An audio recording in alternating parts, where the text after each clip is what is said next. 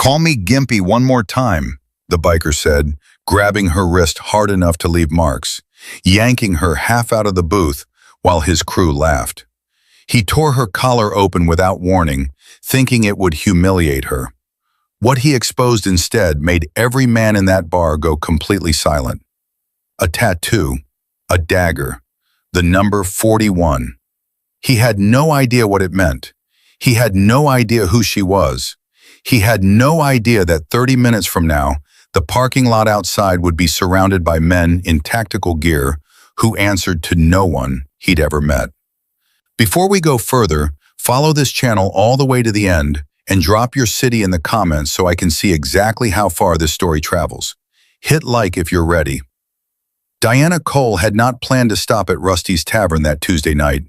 She had planned to drive straight home, peel off her scrubs, and fall asleep before the leftovers finished reheating. 20 hours on the radiology floor at Desert Ridge Medical Center in Tucson had left her with sore feet, a headache that lived behind her right eye, and the particular kind of emotional exhaustion that comes from spending your day reading images of people's broken insides and knowing what it means before the doctor does.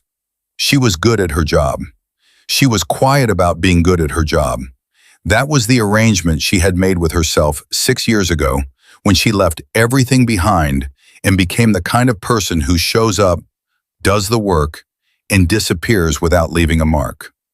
The limp was worse tonight. It always got worse when she'd been on her feet too long. The fragment of metal still lodged in her left hip, too close to the sciatic nerve to remove safely, according to 3 different surgeons, had its own opinions about long shifts in hard floors. She didn't complain about it. She never had. She ordered a ginger ale, took the corner booth with her back to the wall, out of habit so old it had stopped feeling like a choice, and she let herself breathe for the first time in 12 hours. She should have kept driving. The motorcycles arrived like a weather system, 6 of them, maybe 7, pulling into the gravel lot with the kind of noise designed to announce importance. Diana heard them before the door opened, and she marked them the way she marked everything, quickly, thoroughly, without moving her eyes. The patches on their vests read Iron Cobra. The chapter name was stitched below in red. Local. She knew the name from a case 2 months ago when one of their members came through the ER with a knife wound and spent 40 minutes insulting the nursing staff before anyone could treat him. The man who entered first was the kind of large that happens when size becomes identity. 6'3", gray-bearded, leather vest straining across shoulders that had carried decades of deliberate intimidation. He had a way of scanning a room that reminded Diana of something she worked very hard not to think about. His eyes moved the way a predator's eyes move. Slow, purposeful, not looking for threat, looking for prey. They landed on her. "Well now," he said to nobody and everybody at the same time, "looks like we've got a stray." His crew responded with the laughter of people who have learned that laughing at the right moments keeps the peace. Diana kept her eyes on her glass. She had learned a long time ago that looking up was an invitation. It didn't help. He crossed the room in 4 steps and dropped into the seat across from her without asking. His name, she would learn, was Colt Mason. He smelled like whiskey and the specific brand of entitlement that comes from never having been told no by anyone willing to back it up. "You look lonely," he said. "I'm not." Diana's voice was level.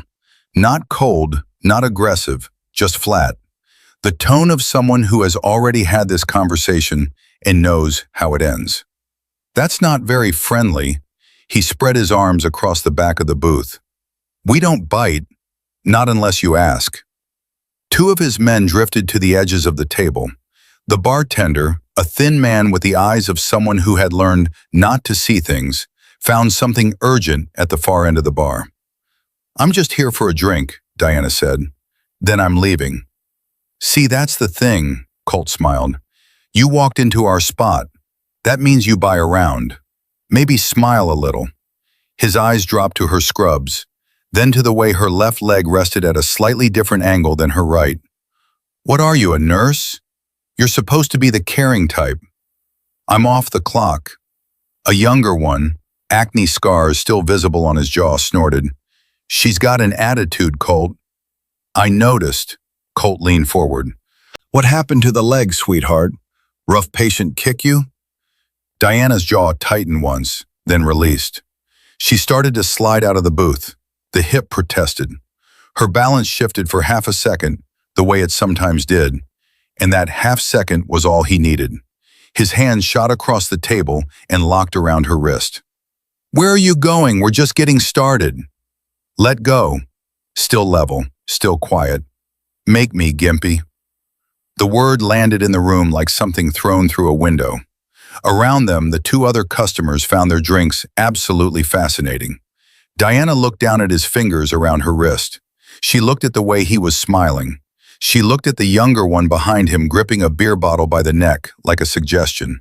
Then she looked up at Colt Mason with the eyes of a woman who had seen things that would make his nightmares feel like children's stories. Last chance, she said quietly. Let go. Or what? He stood, yanking her partway out of the booth. You gonna cry? Call the cops? Go ahead and call. He looked at her leg. Bet you can't even run. Her free hand moved, not fast, not dramatic, just efficient. 3 fingers pressed into the nerve cluster at the base of his thumb, with exactly the right amount of pressure applied at exactly the right angle. His grip released the way a fist unclenches under anesthesia, involuntarily, completely, before his brain had time to argue about it. She stepped back, created distance. His face went red. You little... He lunged. She sidestepped. The hip made her a half step slower than she used to be, but her upper body was still everything it had ever been, and his momentum carried him into the edge of the table hard enough that he gasped. He spun, and this time the look in his eyes was past embarrassment and deep into something uglier. You just made a real bad mistake. 2 of his crew moved a flank. The exit was 15 feet away and blocked by 3 more bikers who had stood from their table with the lazy certainty of people who do not expect to need to hurry. I don't want trouble, Diana said clearly. I'm leaving now. You're not going anywhere. Colt moved fast for his size. His hand didn't go for her wrist this time. It fisted into the fabric of her scrub top at the collar and yanked. The fabric tore. Not completely, but enough. The neckline ripped open to the collarbone, and what it exposed stopped him mid-sentence. The tattoo was small, precise.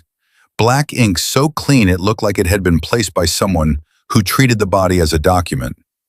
A surgical scalpel, blade down, the kind of detail that meant something to anyone who understood it. Below it, in military stencil font, clean and unambiguous, 41. The room went quiet, not the nervous quiet from before, a different quality of silence, the kind that arrives when something happens that everyone present recognizes as significant before anyone has words for why. Colt stared at it. His grip on her torn scrubs loosened without him deciding to loosen it. The hell is that? Diana didn't answer. She adjusted the torn fabric with one hand. The younger one with the acne scars leaned in. Is that like a body count? People she's been with? Someone tried to laugh. It didn't take. 41. Dang, she's been busy. Colt's confidence started coming back, feeding off the energy of his crew the way it always did. That what you are, some kind of freak? You count 'em or something? Confirmed neutralizations, Diana said. The laughter stopped. Colt blinked. What? You asked what the number means. Diana's voice had not changed in volume or tone. It was still quiet, still flat. The flatness of something that has nothing to prove. 41 confirmed hostile neutralizations in active combat theaters. The scalpel is because I was providing emergency trauma care at the time of each engagement. The younger biker laughed again, shorter this time. Yeah, right, and I'm a Navy SEAL. You're not. Diana glanced at him without turning her head. Your right hand is dominant, but you hold your weight on your left side when you stand, which means you've never been trained to do the opposite. You telegraph your movements about 2 full seconds before you commit, and you've never been in a situation where your hands needed to be steady while someone was shooting at your face. She paused. No offense. He flushed. She's full of it, Colt said. But he was looking at the tattoo differently now. Looking at the way it sat. Professional work. Not a Saturday night decision. Something deliberate and permanent. I'm a radiology technician, Diana said. That part's true. But before that, I was something else. What, some weekend warrior? Some guard unit hero? 14 years special operations, combat medic, tier 1. 4 deployments. The last one ended when I took shrapnel to the hip during an extraction in Somalia and spent 11 months learning to walk again. She said it the way you recite a street address. The fragment is still in there. That's why I walk the way I walk. A man she hadn't focused on before was sitting 3 tables back. Older, heavy-set. A faded Army Ranger tab was partially visible beneath the sleeve of his flannel shirt. He had gone very still. Colt looked at him. Tommy, you know what she's talking about? Tommy didn't answer right away. When he did, his voice was different from the voice he'd been using all night. Quieter, more careful. Colt, I think we should go. I'm not going anywhere because some nurse with a tattoo. She's not just a nurse. Tommy was already pushing back from his table. Colt, listen to me. I've heard things. People in certain circles. There was a unit. Combat medics embedded with special operations. They had a call sign. He looked at Diana, and the look on his face was not fear exactly, but the specific expression of a man who has just realized the thing he thought was a house cat is something else entirely. They called her Shepherd. The name fell into the room like a stone into still water. Colt looked between them. The hell are you talking about? The Shepherd was the call sign for the primary medical operator in a unit so classified that the Department of Defense still won't confirm it existed. Tommy had his hands in a posture that was not quite surrender, but was moving in that direction. They operated in 4 countries simultaneously. The Shepherd was the one who went in after everyone else and brought them back alive. He stopped. Colt, this woman saved people that entire governments couldn't get to. Colt turned back to Diana. She could see the calculation happening, the recalibration, the slow and uncomfortable process of a man realizing he had kicked something he did not understand. That's a real good story, he said, but his voice had lost its shape. And then the door opened. He didn't kick it in. He didn't announce himself. The man who entered was wearing civilian clothes, dark jeans, a gray jacket, and he moved through the entrance the way water moves through a space, filling it completely without making noise about it. He cataloged the room in 2 seconds flat. Exits, threats, positions. His right hand hung loose at his side in a particular way that anyone who had ever carried a sidearm would recognize immediately. 3 more came in behind him. Same posture, same eyes, same quality of contained readiness that looks like stillness until it isn't. The lead man's gaze found Diana's torn scrubs, found the exposed tattoo. Something moved behind his expression, brief and controlled, before his face went professional again. Ma'am, he said, are you injured? Diana shook her head once. His eyes moved to Colt. These men assault you? They were leaving, Diana said. Like hell Colt started. The lead man took 1 step toward him. Just one. The air pressure in the room seemed to shift with it. Stand by, the man said quietly into a radio clipped at his collar. Then to Colt, you put hands on her. Who the hell are you? Answer the question. Colt puffed up, reaching for ground he had already lost. This is a private establishment. You've got no authority here. Federal jurisdiction disagrees. The man reached into his jacket, produced a phone, and turned the screen toward the bikers. Even from across the room, Diana could see the Department of Defense seal. Staff Sergeant Diana Cole, reserve status, active clearance. He pocketed the phone. You tore her clothing. That's assault on a federally protected individual. And right now, federal agents are photographing your vehicles in the parking lot. Colt's mouth opened, closed. She's just a... He stopped, looked at Diana, looked at the tattoo, looked at the four men who had entered without raising their voices, and somehow made a bar full of bikers completely still. She's just a radiology tech. She is a decorated combat operator with 14 years of service, 2 silver stars, and a classified commendation she is not legally permitted to discuss in present company. The lead man's voice never wavered. And you called her Gimpy. Outside, the sound started low and grew, rhythmic, mechanical, the unmistakable thump of rotors. Tommy the Ranger was already against the wall with his hands visible, shaking his head slowly at Colt, the expression on his face saying everything that couldn't be said out loud. I tried to tell you. Colt looked at Diana. The swagger was completely gone now, replaced by something rawer and less practiced. Who are you people? Diana picked up her jacket from the booth. She draped it over her shoulders to cover the torn scrubs. She looked at Colt Mason the way she had looked at a lot of men in a lot of bad situations. Without anger, without satisfaction, with the particular quality of attention that comes from someone who has already decided the outcome and is simply waiting for everyone else to catch up. I told you, she said quietly. I'm a radiology technician. I just wanted a quiet drink. The helicopter was close enough now that the windows rattled in their frames. Through the front window, the parking lot lit up in white. Not police lights. Military spotlights sweeping the gravel in slow, deliberate arcs. 2 black SUVs rolled in from opposite ends of the lot, blocking every exit with the smooth choreography of a rehearsed operation. The lead man looked at Colt one more time. Sir, I strongly recommend you sit down and keep your hands where I can see them. The next few minutes are going to be complicated enough without you making decisions you won't be able to undo. Colt sat down. Outside, the helicopter settled, rotors spinning down to idle. A figure dropped from the side door before the skids fully touched gravel, moving toward the bar entrance with the unhurried certainty of someone who had never once in his life needed to hurry. Diana recognized the walk before she saw the face.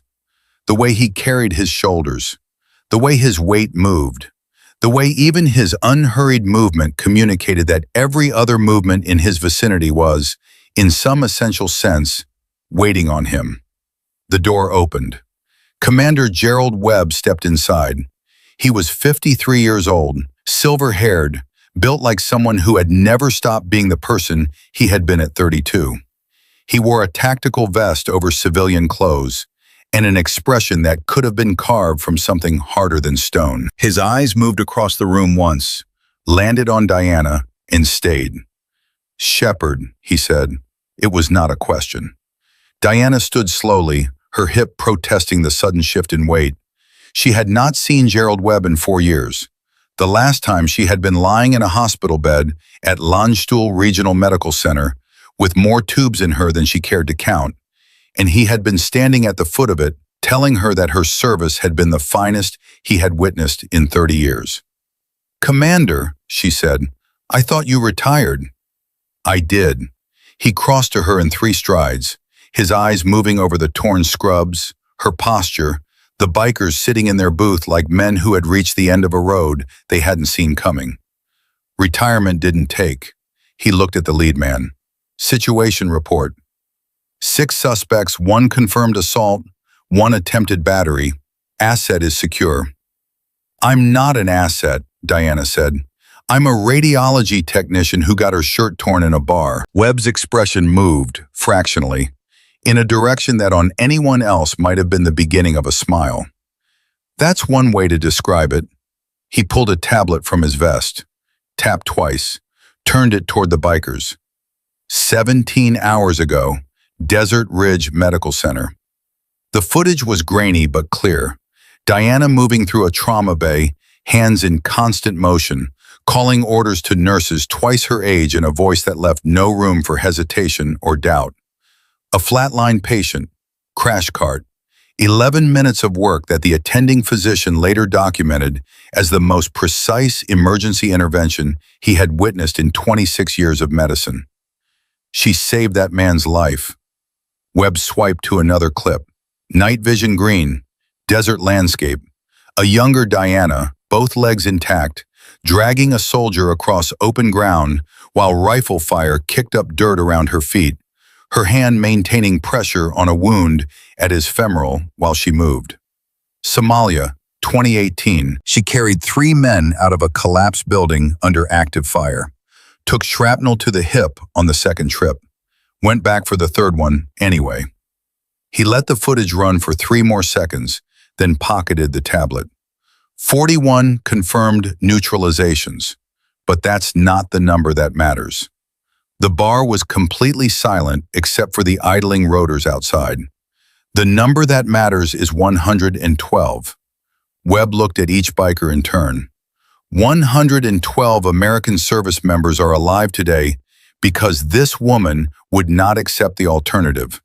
112 people with families and children and futures. He looked at Colt Mason. And you grabbed her wrist and called her Gimpy. Colt's face had completed its journey from red to white to gray. We didn't know who she... That's precisely the point.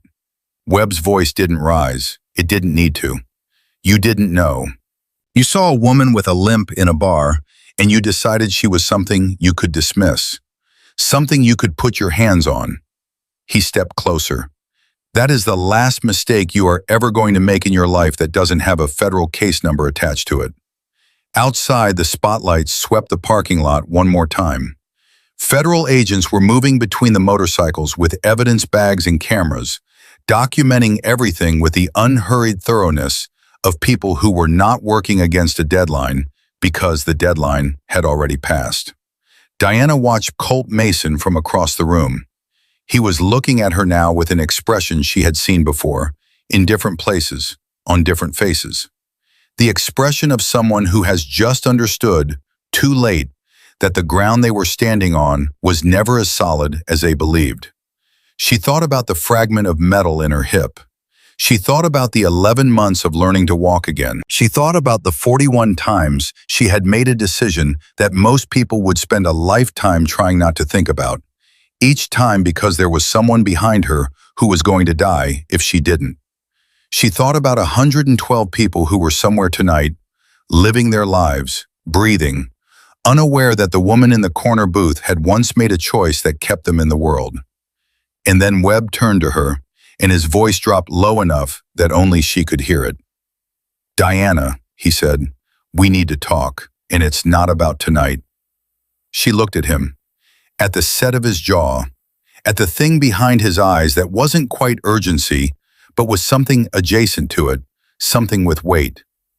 "How bad?" she said. He was quiet for exactly 3 seconds.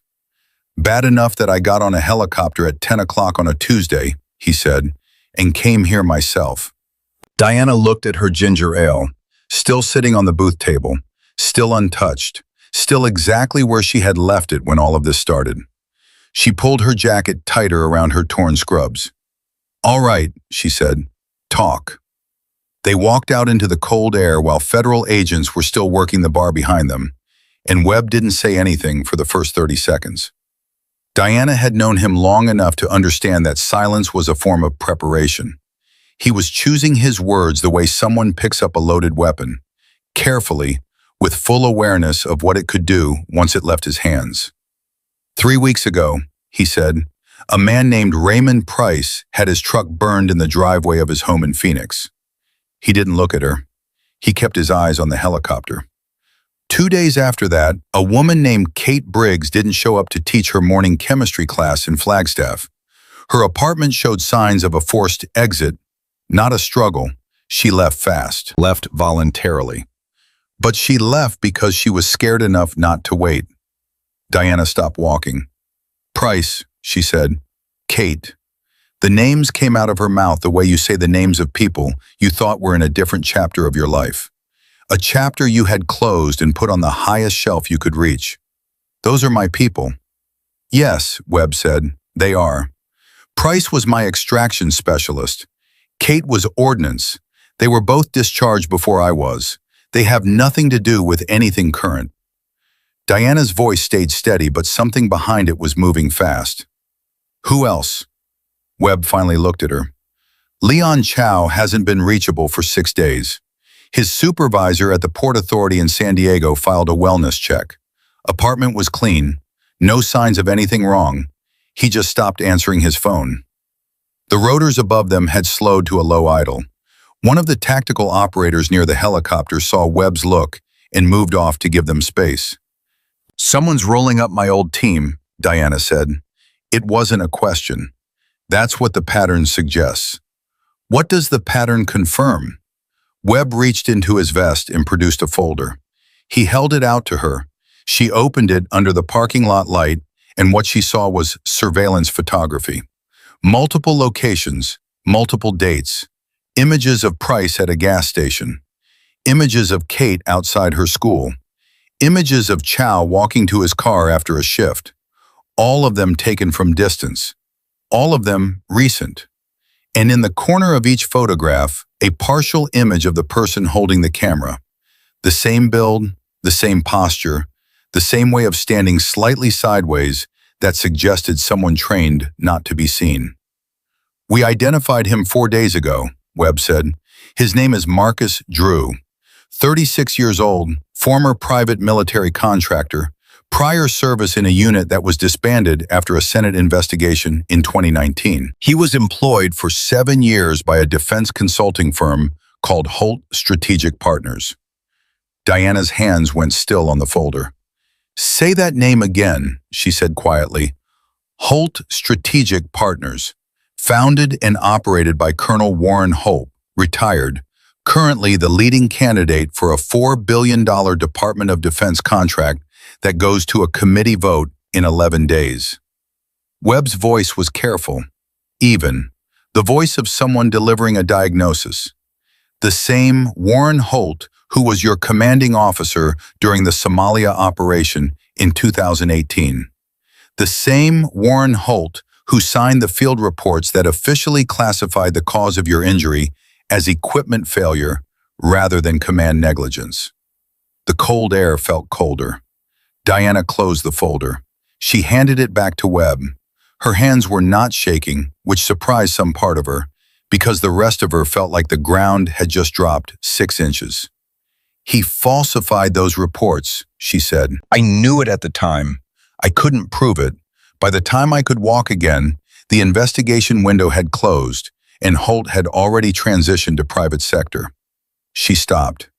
I made a decision 6 years ago to let it go, to just walk away from it. Price, Kate, Chow, they made the same decision.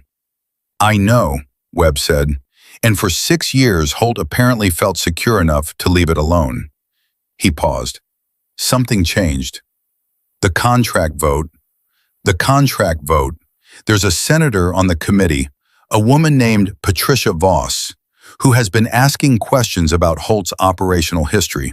Specifically, she's been asking about a 2018 extraction mission in Somalia that resulted in 3 KIA and 1 severely wounded. Specifically, she's been asking whether the official after-action report accurately reflects what happened. Webb looked at Diana directly. Somebody on her staff has been pulling classified records, getting close, and Holt knows it. Diana was quiet for a moment. A federal agent moved past them carrying an evidence box, gave them a brief nod, kept moving. He's not just eliminating witnesses, Diana said. He's eliminating the people who were there, people who know what he did, people who could tell Senator Voss what those after-action reports left out. She thought about Price's burned truck, Kate's empty apartment, Chow not answering his phone for 6 days. Are they alive? We believe so. Drew's pattern is surveillance and intimidation, not elimination. At least not yet. He wants people to run. People who've run can't testify. Webb tucked the folder back into his vest. But the timeline is compressing. The committee vote is 11 days out. If Holt is going to ensure that none of you can speak to Voss's investigation, He needs to act in the next few days. Diana turned and looked back at the bar. Through the window, she could see Colt Mason sitting at his table with two federal agents across from him, looking like a man who had begun the evening believing he was the most dangerous thing in the room and was now deeply revising that assessment. 40 minutes ago, she had been trying to drink a ginger ale in peace. "There's something else," Webb said. She turned back. He reached into his jacket and produced his phone. He pulled up an image and held it toward her. It was a photograph taken with a long lens, slightly grainy from the distance. It showed Diana walking to her car in the Desert Ridge Medical Center parking garage. The timestamp in the corner read, 2 days ago, 7:14 in the evening. She was in her scrubs, her keys in her hand, her head down the way it gets at the end of a long shift. Standing in the shadows near the stairwell entrance, 20 feet behind her, was a man. She could see enough of his face to know she hadn't seen him before. In his right hand, held low and close to his leg, was a knife. "That's Drew," Webb said. "He was 20 feet from you 2 days ago." Diana stared at the photograph. "He didn't take the shot," she said. "No, which tells us something important. Holt doesn't want you dead. Not quickly. A dead federal witness is a story. A disappeared witness, a scared witness, a witness who decides the smart move is to stay quiet. That's not a story. That's just a gap in the record." Webb put the phone away. "He wants you gone, running, silent. Same as Price, same as Kate, same as Chow." Diana's jaw worked once. "Where are Price and Chow now?"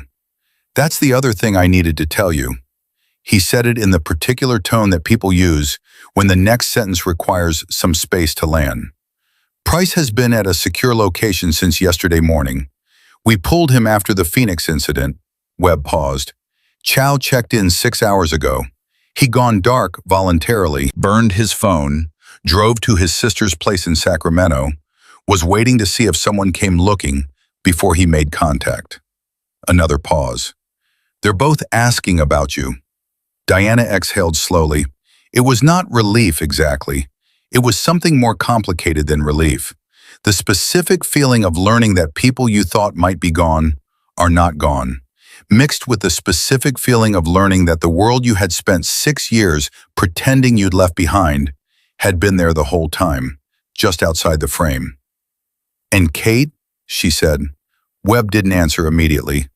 "Webb, Kate Briggs made contact with Senator Voss's office 4 days ago," he said, "on her own, without telling anyone.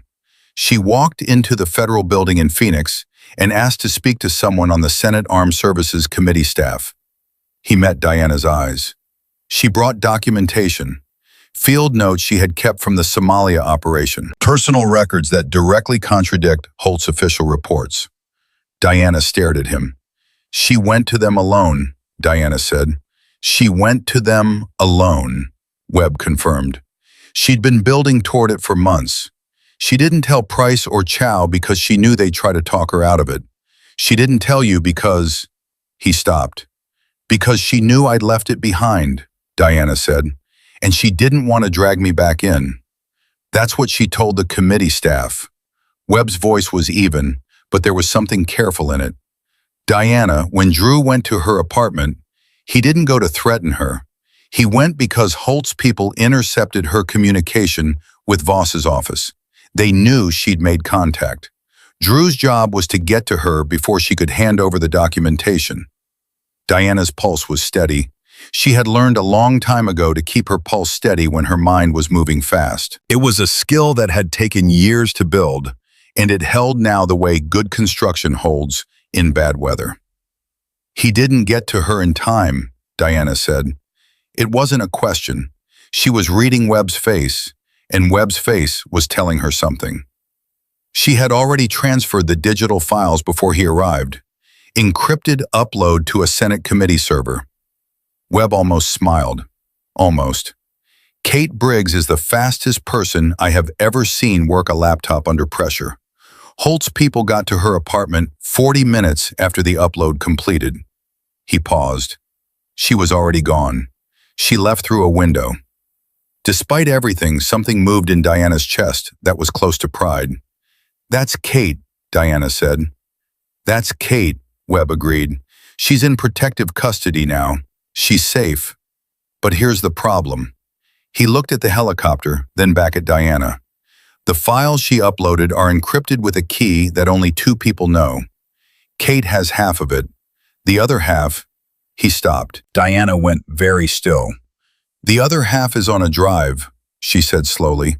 "A drive I have been carrying in the locked box in the back of my closet for 6 years because I didn't know what to do with it, and I couldn't make myself throw it away." "Yes," Webb said. "Holt knows about the drive." "We believe so, which is why Drew was in your parking garage 2 nights ago." Webb looked at her directly, without any of the professional distance he usually kept between himself and the things he had to say. "Diana, the documentation Kate uploaded is powerful, but it's incomplete without the second half of the encryption key. Without both pieces, the files can't be opened. They can't be presented to the committee. Holt knows this. He needs either to get that drive or to ensure that you are not available to provide the key before the vote." The rotors of the helicopter ticked over in the quiet. Somewhere inside Rusty's Tavern, Colt Mason was learning what federal charges sounded like when someone read them to you out loud. Diana thought about 6 years of early shifts and late drives and a limp she had learned to carry like it was just part of how she was built. She thought about the lockbox in her closet that she dusted around but never opened, that she moved twice without unpacking, that she had kept without ever quite being able to explain why, except that some part of her had always known that the thing inside it was not finished yet. She thought about Price and Chow sitting in safe houses right now, waiting.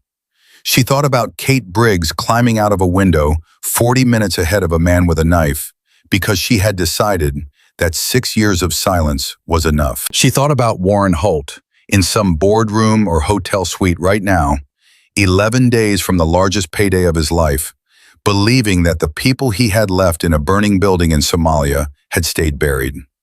"Where's the committee vote happening?" Diana said. "Washington, Senate Armed Services Subcommittee, 11 days. And Voss? She's still pushing for the investigation?" "She's the one who requested it. She's been pushing since March. She's got 3 other senators aligned with her, and she needs the documentation to make the case before the full committee."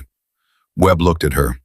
With both halves of the key, the files Kate uploaded open into a complete record of the Somalia operation. Holt's falsified reports, his communication log showing he deliberately cut the extraction team's support request, his private correspondence with a contractor who was paid to process the fraudulent after-action review. "It's everything. It's everything Voss needs," Diana said. "It's everything anyone would need," Webb said. "To end his career, void the contract, and open a federal criminal investigation that he would not survive professionally or legally." Diana was quiet for 3 full seconds. "He sent Drew to my parking garage 2 nights ago," she said. "Drew had a knife." "Yes." "But he didn't use it." "No. Surveillance and intimidation. That was the directive." "That was the directive 2 nights ago," Diana said, "before Holt found out that Kate had already uploaded the files, before he realized that the clock on his strategy had changed." She looked at Webb, and she could see in his face that he had already followed this logic to the same place she was going. "The directive is different now." Webb didn't answer, which was its own answer. "He knows where I live," Diana said. "He knows where you work, where you shop, and what route you take home on Tuesday nights." Webb's voice was steady. "Which is why you are not going home tonight. Which is why, the moment I got the intelligence summary this morning, I got on a helicopter." He reached into his vest one more time and produced a phone, not his, a secure burner, and held it out to her. "Price wants to talk to you. He's been asking since yesterday. Chow too. And Kate," he paused. "Kate says she's sorry for not calling you first.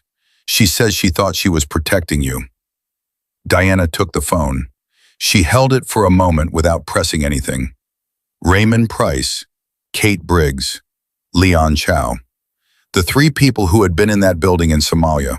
The three people who had walked out of it carrying the same weight she carried, in different parts of themselves, and had spent 6 years doing the same thing she had done, building a quiet life on top of something that refused to stay quiet. She pressed the call. It rang once. Diana, Price's voice came through rough and immediate, like a man who had been sitting next to the phone for hours. "You okay?" "I'm okay," she said. "You?"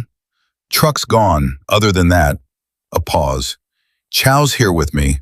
We've been watching the news about some bar in Tucson." "That's a long story. We've got time." Another pause, shorter. "We've been talking, the three of us, me, Chow, Kate, on the secure line." His voice changed quality, became something more direct. "We're not running, Diana. We already decided. Whatever Holt thinks he can scare us into, he miscalculated." Diana closed her eyes for 1 second. When she opened them, Webb was watching her with the expression of a man who already knew what she was going to say, because he had known her long enough to know that she had never once in her life walked away from the people who were standing behind her. "I have a drive and a lockbox in my apartment," she said into the phone. "I need to get to it before Drew does." "We know," Price said. "That's why Chow already called his contact at the FBI field office in Tucson." A beat. "Diana, we've been waiting 6 years for someone to open those files. Kate didn't go to Voss's office alone because she was tired of being scared." His voice roughened at the edges. "She went because she was tired of letting Holt believe he got away with it. We all are." Diana looked at the bar. She looked at the helicopter. She looked at Webb, who gave her a single, small nod. "Then we finish it," she said. The silence on the line was not empty. It was full of everything that had been accumulating for 6 years. The weight of the drive in the lockbox, the weight of the falsified reports, the weight of 3 dead men in Somalia whose families had been told a lie about how they died. The weight of every morning Diana Cole had woken up and chosen to be a radiology technician instead of the person she actually was. Price broke the silence. 112 people, Diana, he said quietly. That's what you saved. 112 people walking around right now because of what you did. Don't let Holt take that from them. She didn't answer right away. She handed the burner phone back to Webb. She pulled her jacket tighter over her torn scrubs. She looked at the parking lot one more time, at the federal vehicles in the yellow tape, and the slow mechanical work of a system grinding toward justice with the indifference of a glacier. Then she turned toward the helicopter. I need 2 things, she said to Webb. I need a team to secure my apartment and get that drive. And I need to see Price and Chow tonight. Done, Webb said, already moving. And Webb, she stopped. When this is over, when the committee has the files and Holt is in front of a federal judge, she looked at him with the same eyes she had used in 14 years of places where the stakes were measured in lives. I want to be in the room. Webb looked at her for a long moment. I wouldn't have it any other way, he said. They walked to the helicopter together, Diana's limp steady and unhurried, the metal fragment in her hip keeping its own count, the way it always had, the way she had learned to let it. Because some things you carry not because you can't put them down, but because putting them down would mean forgetting what they cost. And somewhere across Tucson, in the apartment she had lived in for 4 years, without ever fully unpacking, a lockbox sat in the back of a closet with half of an encryption key inside it. And somewhere in that same city, Marcus Drew was either already moving toward it or waiting for an order that had not yet come. The helicopter lifted into the Arizona night, and Diana Cole looked down at the city below and thought about 11 days and a Senate committee and a man who had spent 6 years believing that the people he had buried would stay buried. He had been wrong about that.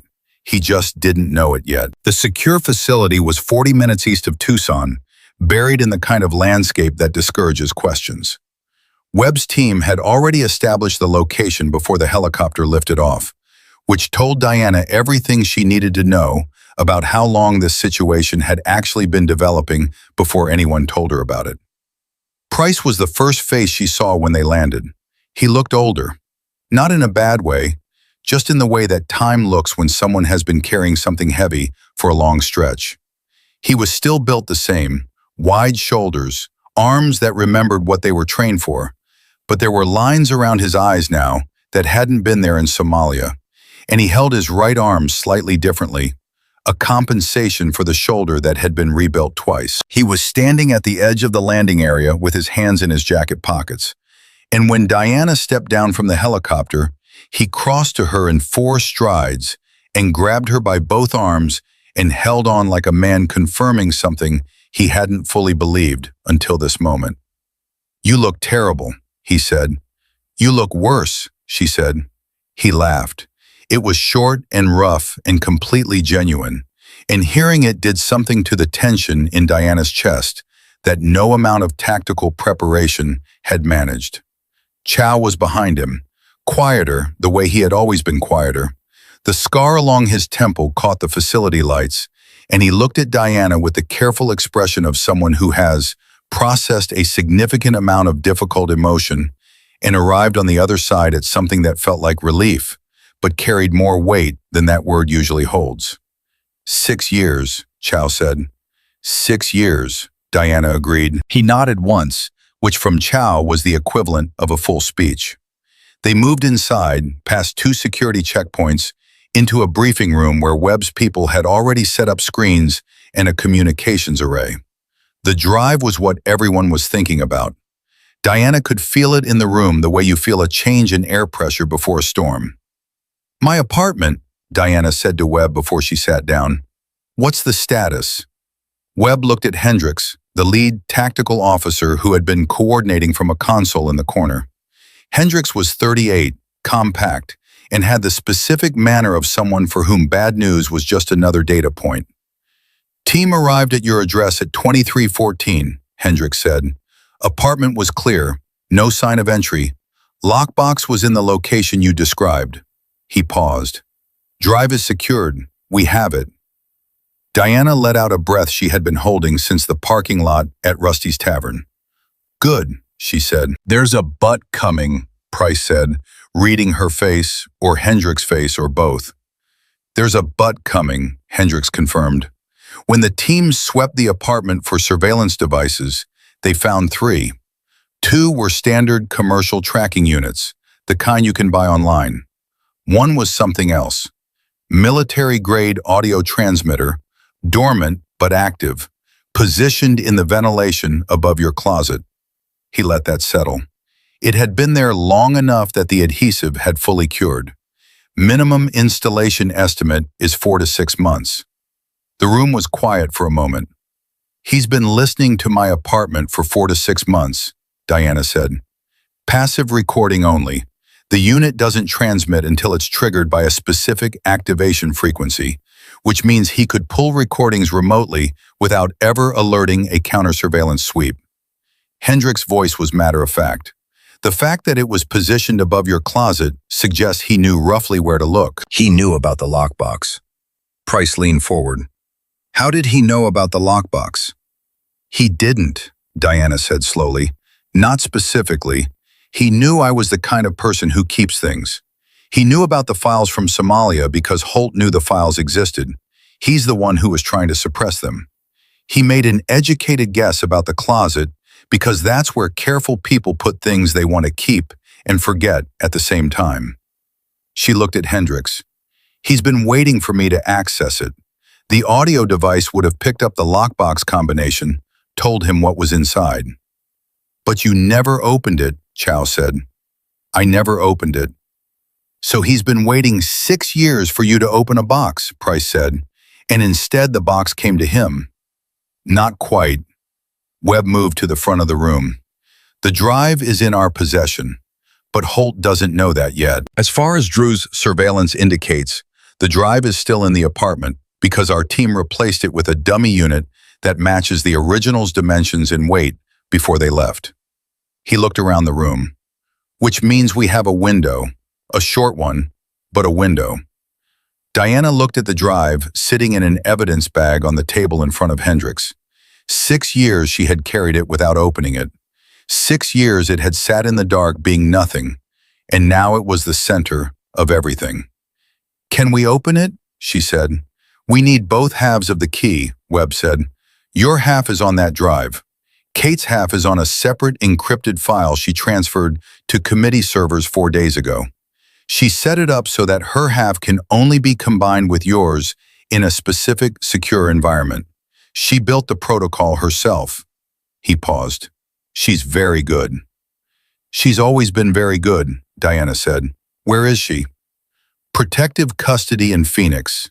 Federal building." Webb brought up a screen. Kate Briggs appeared on the secure video link, live feed, and she looked exactly the way Diana expected her to look. Exhausted, slightly defiant, and more alive than someone in protective custody had any right to look. She had lost 3 fingers on her left hand, in the same building Diana had lost full mobility in her hip. She had spent 11 months learning to teach chemistry with her right hand doing the work of 2. She had never once, as far as Diana knew, complained about it. "Hey," Kate said. "Hey," Diana said. "I'm sorry I didn't call you first." "Stop it. I should have." "Kate," Diana looked at her through the screen. "You climbed out of a window 40 minutes ahead of a man with a knife and still got the files uploaded. Don't apologize to me." Kate's expression moved through several things in quick succession and settled somewhere that looked like gratitude wearing the clothes of composure. "I need you to know that what's in those files, it's worse than what we knew at the time. The documentation goes further than just the falsified after-action report." The room shifted, not physically, just in the way rooms shift when the thing everyone expected to be serious turns out to be more serious. "How much further?" Webb said. Kate looked at the camera directly, which meant she was looking at all of them. "Holt didn't just cut off our extraction support because of command negligence," she said. "He cut it off deliberately, specifically because there was a secondary operation running that night in the same grid, and that operation was not authorized by the Department of Defense. It was authorized by a private contractor client." She paused. "Holt was running a parallel mission for profit while we were in the field. Our mission, our presence in that grid, was about to expose it, so he removed us from the equation." Price made a sound that wasn't quite a word. "He killed our people," Chow said. His voice was very quiet. "He killed Davis and Reese in Torino because they were in the wrong place at the wrong time for a contract he was running on the side." "Yes," Kate said, "and the documentation I have proves it. Holt's private communication logs, his contractor invoices, the timeline of the secondary operation that night. It's all there. But it only opens with both keys combined." Her voice tightened slightly. "If we can get those files in front of Senator Voss before the committee vote, Holt doesn't just lose a contract, he faces criminal charges, multiple counts." Diana sat with that for a moment. 3 dead men, 3 families who had been told a story that wasn't true. 6 years of Holt building his defense consulting empire on the foundation of their silence and their absence. 9 days, Webb said quietly. 9 days, Diana said. The first real complication arrived at 0200. Hendricks received a transmission from the surveillance team watching Diana's apartment building, and the look on his face when he read it was the kind of look that precedes bad news delivered efficiently. "Drew is at your building," he said. Diana stood. "He's not inside," Hendricks continued. "He's in a vehicle across the street, stationary. He's watching the entrance." A pause. "He's not alone. There's a second vehicle 2 blocks east. Different plate, same engine signature on thermal. 2-vehicle surveillance package." "He knows something moved," Price said. "He may have picked up signal interference from our sweep," Webb said. "Military-grade audio units can register when a sweep team's equipment passes within a certain range. He might have been triggered to check the location." He looked at Hendricks. "What's the response capacity at the apartment right now?" 2 agents inside, 2 on perimeter. If Drew moves, we have enough to contain him. Hendrix's voice was neutral. But if we move on him tonight, we tip Holt that we have the drive. He goes to ground. The committee never gets the evidence. If we don't move on him tonight, Chow said, he figures out the drive is gone and he disappears anyway. And Holt accelerates whatever contingency plan he has for the vote. Price looked at Diana. He came for you in that parking garage 2 days ago, and he didn't move. Tonight he's sitting outside your building at 2 in the morning. Something changed. Diana thought about what Webb had said in the parking lot. The directive was different now. Kate had uploaded the files. Holt knew his window was closing. The drive was the last piece he needed to ensure those files stayed encrypted forever. And Drew was the asset standing between Holt's future and a federal prison cell. I want to talk to him, Diana said. The room reacted to this in various ways, none of them immediately enthusiastic. Diana, Webb started, not in person, on comms. I want to make contact. She looked at Webb directly. He had a knife in that parking garage, and he didn't use it. That's not the behavior of someone operating on a clean directive. That's someone who is having a conversation with himself about what he's actually doing. She paused. I've been in enough bad situations to know what it looks like when a man is having second thoughts. Or it's exactly what Holt wants, Price said. You reach out, you confirm you know about Drew, you confirm we have the drive, and suddenly Holt has the information he needs to accelerate. I'm not going to confirm anything, Diana said. I'm going to ask him one question. The secure comms took 3 minutes to route through the FBI field office to the surveillance team, and another 2 minutes to get a clean line to the burner frequency Hendrix people had pulled off Drew's vehicle. Webb stood with his arms crossed, and the expression of someone who has decided to trust a judgment call he isn't entirely comfortable with. Price stood next to the equipment and watched the signal strength readout like he was monitoring something vital. The line connected. Silence on the other end. Not empty. Occupied. You had a knife in the Desert Ridge parking garage 2 nights ago, Diana said, and you put it away. Nothing for 4 full seconds. Then, how did you find this number? His voice was flat, not hostile. Flat the way a surface is flat when something has been pressing on it for a long time. Why did you put it away? Diana said. Another silence. Longer this time. You weren't the target, Drew said. Then what was the target? The drive. His voice shifted slightly. The flatness developed an edge. Not aggression, something more like pressure. Holt needed the drive. I was supposed to confirm it was in the apartment and report back. That was the directive. Past tense, Diana said. A beat. The directive changed this morning, Drew said. Diana's pulse stayed steady. Across the room, Price had gone completely still. What did it change to? Diana said. You already know what it changed to. Drew's voice was careful now, each word placed deliberately. You figured it out in the parking lot tonight, or you wouldn't be on this line. I want to hear you say it.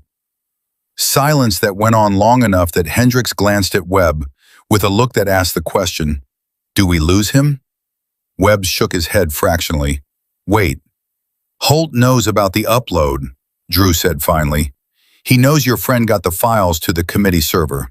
He knows the only way to keep them locked is to remove the second key from the equation. Permanently. A pause that held something in it that Diana was starting to understand. He called me at 0600 this morning. New directive. Cleanup operation. No survivors. No evidence. Nothing that can be put in front of a Senate committee. His voice did something involuntary on the last sentence. A tightening, barely perceptible. I've done a lot of things for Warren Holt. I've looked the other way on a lot of things that I shouldn't have. Another pause. I won't do this one. Price exhaled. It was completely controlled and completely involuntary at the same time. Why not? Diana said. Not challenging, genuinely asking. Because I know what happened in Somalia, Drew said. I wasn't there, but I know what he did to your team. I know what was in those after-action reports. I was the one who found the original communications logs 2 years ago when he had me doing records management. I put them where I put things I might need someday, and then I kept working for him because I didn't know what else to do with what I knew. His voice had gone rougher. I'm tired of knowing things and doing nothing about them. Webb and Diana looked at each other. You want to come in? She said. I want to give you the communications logs, Drew said. The originals, not copies. The originals that Holt doesn't know I have. Combined with the files your friend uploaded, they don't just support the case against him, they close it. A beat. And I want to testify, on record, in front of the committee if that's what it takes. The room around Diana was completely still. Holt will know you flipped the moment you disappear, she said. He's going to know within 48 hours anyway, when he figures out the drive is gone from your apartment, Drew said. I've got maybe 36 hours before this whole operation blows open, regardless of what I do. I'd rather spend those 36 hours on the right side of it. His voice had something in it now that sounded like a decision already made by someone who had been building toward it for longer than tonight. 3 men died in Somalia because Warren Holt put a contract fee above their lives. I know their names. I've known their names for 2 years. I should have done this a long time ago. Diana looked at Webb. He gave her a single, deliberate nod. There's a federal building in Phoenix, Diana said into the phone. You walk in the front door in the next 2 hours and you ask for Agent Hendricks. You bring the logs. She paused. You don't stop anywhere on the way. You don't make any other calls. You drive straight there. Understood, Drew said. Drew, she stopped him before he could disconnect. Yeah, you had a knife in that parking garage 2 nights ago, she said again, and you put it away. I don't forget things like that. The line was quiet for a moment. I put it away because you were just trying to get home after a long shift, he said, and that seemed like enough of a reason. The call ended. Price turned from the equipment and looked at Diana with an expression she had seen on his face in worse places than this.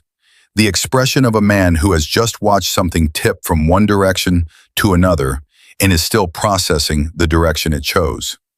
He's either exactly what he sounds like, Price said, or this is the most elaborate setup Holt has ever run.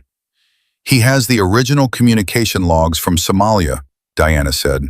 Holt doesn't know he has them. If he was running a setup, he wouldn't have offered that. That's leverage Holt would never authorize him to reveal. She's right, Chow said from the corner, where he had been quiet for so long that the room had almost forgotten he was listening. Holt runs operations the same way he always did, controlled, compartmentalized. If Drew had original documents that could close the case, Holt would have had them destroyed already. Drew held them back. He held them back for a reason. Webb was already on his phone, coordinating the Phoenix arrangement, and Diana sat down for the first time since the helicopter and felt the full weight of what the night had produced. The drive was on the table. Drew was in a car driving toward a federal building with documents that could end Warren Holt's freedom. Kate was in protective custody with the other half of the key. Price and Chow were alive and in the same room as her for the first time in 6 years. 9 days to the committee vote. She looked at the drive in its evidence bag. 6 years in a lockbox. 6 years of not knowing whether it mattered. 6 years of a fragment of metal in her hip, reminding her every morning that some things don't let go of you just because you let go of them. What happens when Holt realizes the drive is gone? Price said. He already has people moving, Hendricks said from the console. We've been tracking elevated communications activity out of Holt's strategic partners since about midnight. 6 separate encrypted transmissions to unidentified recipients in the past 2 hours alone. He's activating something. Diana looked at Webb. He's not going to wait for the committee, she said. He's not going to try to run or hide or lawyer up. That's not who he is. He built an empire. He ran black operations for 14 years. When he loses control of a situation, he doesn't retreat. She paused. He attacks. Webb looked at her steadily. What do you think he's targeting? Diana thought about 112 people, teachers and parents and mechanics and nurses who were alive because she had refused to let them be otherwise. She thought about Kate in a federal building in Phoenix. She thought about Senator Patricia Voss, Who had been asking questions for months and was 9 days away from a committee vote that could end one of the most powerful defense contractors in the country. She thought about Warren Holt, who had left her team in a burning building rather than lose a contract payment, and who had spent 6 years building something larger on top of that decision. He's not targeting the drive, she said. He already knows the drive is compromised. He's targeting the vote itself. She looked at Webb. He's going to go after Voss. The room went still in the particular way rooms go still when someone says out loud the thing that everyone has been moving toward without naming it. Webb's phone buzzed. He looked at it. The color of his face changed in a way that confirmed everything. He looked up at Diana. Senator Voss landed in Tucson an hour ago, he said. She came here personally. She wanted to review the uploaded files with committee staff before bringing them to Washington. He held up the phone so Diana could read the message on the screen. Someone leaked her arrival schedule. Hendrick's team just picked up movement on 2 of the 6 signals they've been tracking out of Holt's strategic partners. He paused. Both of them are heading toward the federal building downtown. Diana was already standing. The drive was already in her hand. And the 9 days that had felt like a buffer between now and the moment this ended had just collapsed into something that was measured in minutes. Webb made 3 calls in the time it took Diana to pull on the tactical vest Hendricks had staged in the corner. The first call went to the FBI field office downtown. The second went to the federal building security desk. The third call went unanswered, which meant whoever he was trying to reach had already moved away from their phone, which was its own kind of answer. Senator Voss arrived with a 2-person security detail, Webb said, his voice doing the controlled thing it did when the situation required him to be the calmest person in the room. Standard protective arrangement for a domestic fact-finding trip, not a threat posture. He looked at Hendricks. What's the response time for FBI tactical to reach the federal building from current positions? 11 minutes minimum, Hendricks said. 14 if the East Corridor is restricted. The 2 signals from Holt's network, Diana said. How far out? Hendricks checked the console. 7 minutes in closing. Both vehicles. They've adjusted route twice in the last 4 minutes, which means they have counter-surveillance awareness. They know someone is watching the traffic patterns. Price was already checking his sidearm with the automatic efficiency of someone whose hands remember the motion better than his conscious mind does. Chow had moved to the equipment wall and was pulling a tactical radio from the rack with the quiet purpose of a man who has decided the conversation portion of the evening is complete. We're closer than FBI tactical, Diana said to Webb. You're civilians, Webb said. Technically, Diana agreed, and looked at him with the specific expression she had used 14 years ago whenever a commanding officer said something that was technically true, but operationally irrelevant. Webb held her gaze for exactly 2 seconds. Hendricks, he said, get them a vehicle. They were moving in 4 minutes. Diana in the front passenger seat, Price driving because his spatial awareness in urban environments was the best she had ever worked with. Chow in the back running the tactical radio. Webb had stayed at the facility to coordinate the federal response and to manage what he called the larger architecture of the operation, which Diana understood to mean he was doing the things that required authority she didn't have and making calls to people whose names she was not cleared to know. The drive was in her vest pocket. She could feel it against her ribs, a weight that was not proportional to its physical size, the way important things never are. 7 minutes turned into 5, Chow said from the back. He was tracking the signals on a tablet Hendricks had pushed into his hands before they left. Lead vehicle accelerated. They know the timeline has shifted. How do they know? Price said. Because Holt knows we have the drive, Diana said. He figured it out faster than we expected. Maybe the dummy unit triggered something when his audio device went inactive. Maybe Drew's absence from his surveillance position flagged an alert. She thought about it for one more second. Or maybe Holt had a secondary asset we don't know about. Either way, he knows the drive is gone, which means the only play he has left is to make sure the files can't be decrypted, regardless of whether we have both keys. He's going after Voss, Price said, not a question, confirming it out loud the way you confirm a target before you engage. Voss has Kate's half of the key in the Senate committee server access she controls, Diana said. If Holt can force Voss to withdraw her investigation before the vote, the upload becomes legally inaccessible. Senate committee privilege works both ways. If the committee member who initiated the upload withdraws, the files are locked behind procedural review for months, maybe longer. She paused. He's not going to try to kill her. Too visible, too federal, too permanent. He's going to threaten her. Leverage, coercion, whatever he has on whoever she cares about. And he's going to do it in the next 20 minutes before FBI Tactical arrives and turns that federal building into a fortress she can't leave and he can't enter. What does he have on her? Chow said. I don't know yet, Diana said, but Holt has been building files on political figures for 15 years. That's what the private military intelligence apparatus does. It's not just contracts and operations. It's information, leverage, insurance.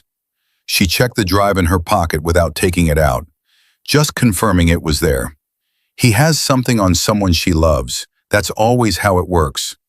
Price made a turn without being told to, and Diana recognized that he had already mapped the fastest route, which confirmed why she had always trusted him with her life in vehicles moving at speed through places they didn't belong. The federal building had 3 public entrances and 2 service entrances and a parking structure that connected to the east lobby through a corridor that was technically accessible to anyone with valid federal identification.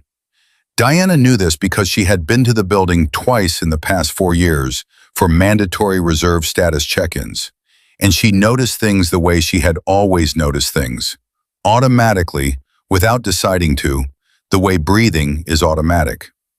Service entrance, she said to Price. Parking structure, east connector. Got it, he said. The vehicle that was 7 minutes out had become 4 minutes out, and the one that was trailing it had changed course, which meant they were running a split approach. One vehicle for the front entrance, one for a secondary point of entry. Coordinated, rehearsed.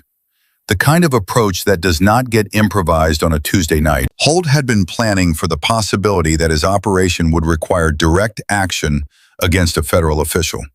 He had staged for it, which meant this had always been a contingency, not a desperate measure. That was the thing about Warren Holt that Diana had understood from the moment Webb said his name in the parking lot. He was not reactive. He had never been reactive.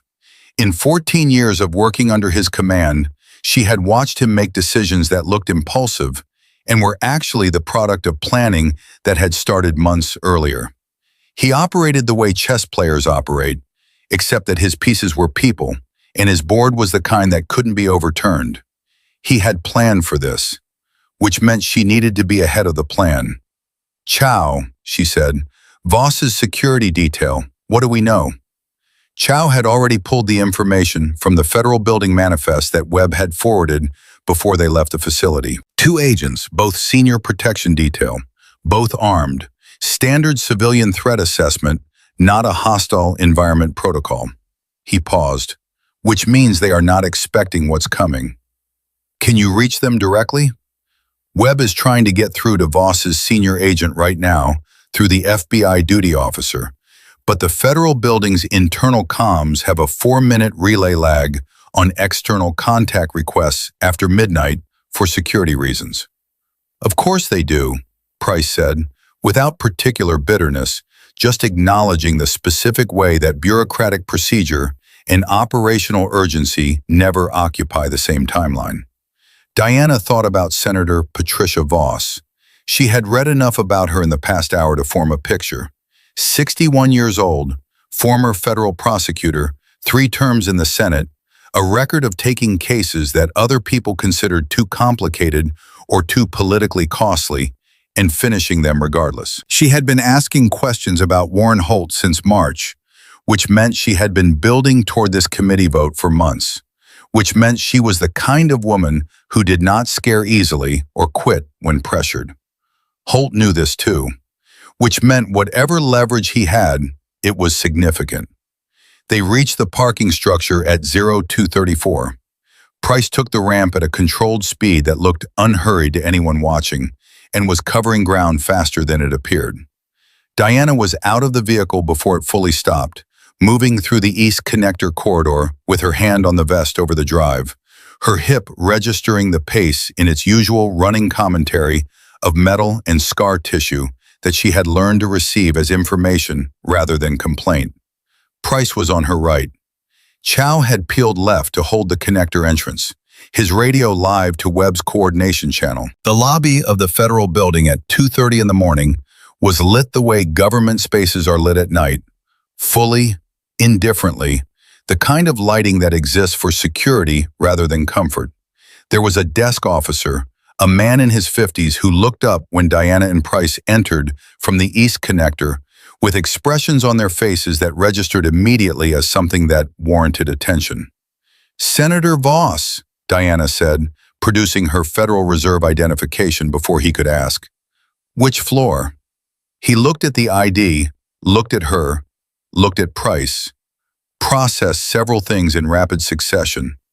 "Ma'am, visiting access is restricted after—" "Which floor?" she said again, and the quality of her voice in that moment was the same quality it had carried in 14 years of situations where the seconds between information and action determined whether people went home.